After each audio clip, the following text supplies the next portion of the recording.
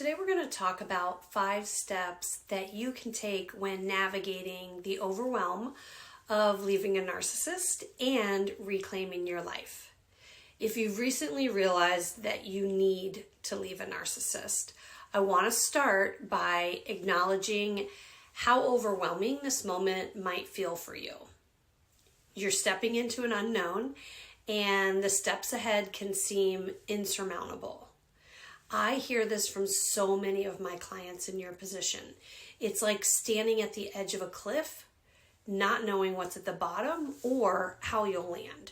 But I want you to know you don't have to face this alone, and there is a way forward. One of the first fears I hear about is finances. In so many of these relationships, the narcissist controls every aspect of the family finances. Maybe they have handled all the accounts, the bills, the assets, and the debts. You might not even know the numbers, or worse, you've been intentionally kept in the dark. When you decide to leave, it's common for them to use money as a weapon. You become public enemy number 1. They might withhold funds, cut off access to accounts, or use financial manipulation to keep you feeling stuck. It's all part of their attempt to maintain control. It's also likely they'll create a narrative painting you as the bad guy to anyone who will listen. They twist facts and they build a story where they're the victim and you're the villain. This isn't just an attack on your character. It's another way to destabilize you and protect their image. And when kids are involved, this can take an even more devastating turn. Narcissists are masters at playing the perfect parent when it suits them. To the outside world, they'll show up at all the events as the ideal mom or dad, lavishing the kids with gifts, bending over backwards to gain their affection. And meanwhile, they'll undermine you behind closed doors, planting those seeds of doubt in your children's minds and subtly shifting the blame onto you. This is what I call domestic violence by proxy. It's using the kids as pawns to continue their campaign of control even after the relationship ends. If this is resonating with you, I want you to take a deep breath. None of this is your fault. The years of emotional manipulation that you've endured have left you in that state of fight or flight. You might feel like a shadow of that strong, independent person you once were. Maybe you've learned to defer to your spouse on every decision, big or small, because that was the only way to keep the peace. And now you're being asked to make huge, life-changing choices on your own. And it feels impossible. I want you to know that it isn't. And none of this is because you're weak. It's because you've been conditioned to doubt yourself. The good news, you can learn how to trust yourself again. You can build your internal compass and rely on that. And you don't have to do it all at once. The first step is recognizing the patterns and acknowledging the ways you've been manipulated and how they've made you question your instincts.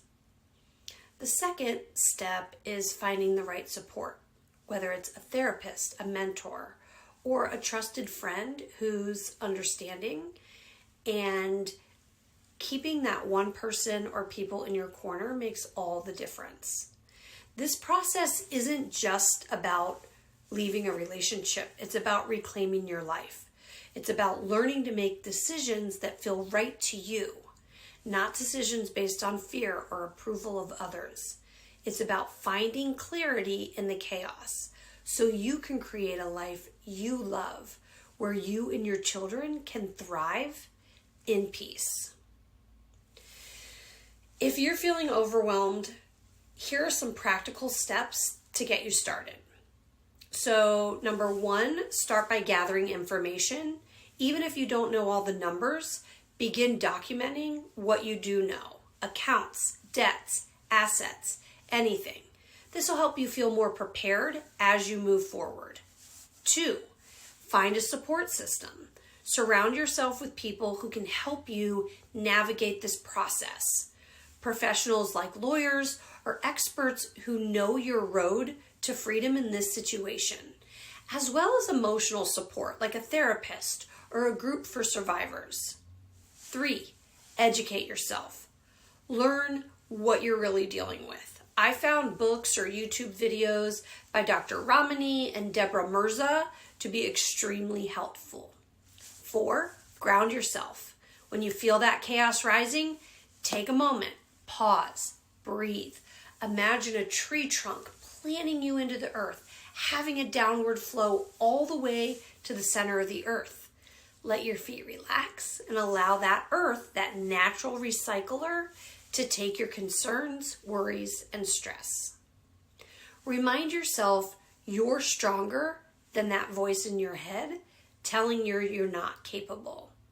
Finally, number 5, realign with your instincts. Just ask simple questions like, what feels right to me? It might be as simple as how you want to spend your day or even what you want for dinner.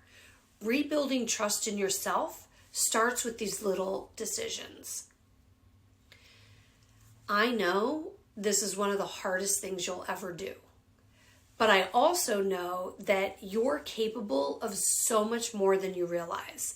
And the fact that you're here listening to this means you've already taken the first step. You're choosing to move forward, to step out of the chaos, and to create a life where you and your kids can thrive. It won't happen overnight. There will be setbacks, and there will be moments when it feels impossible. But with the right tools and support, you'll find your way.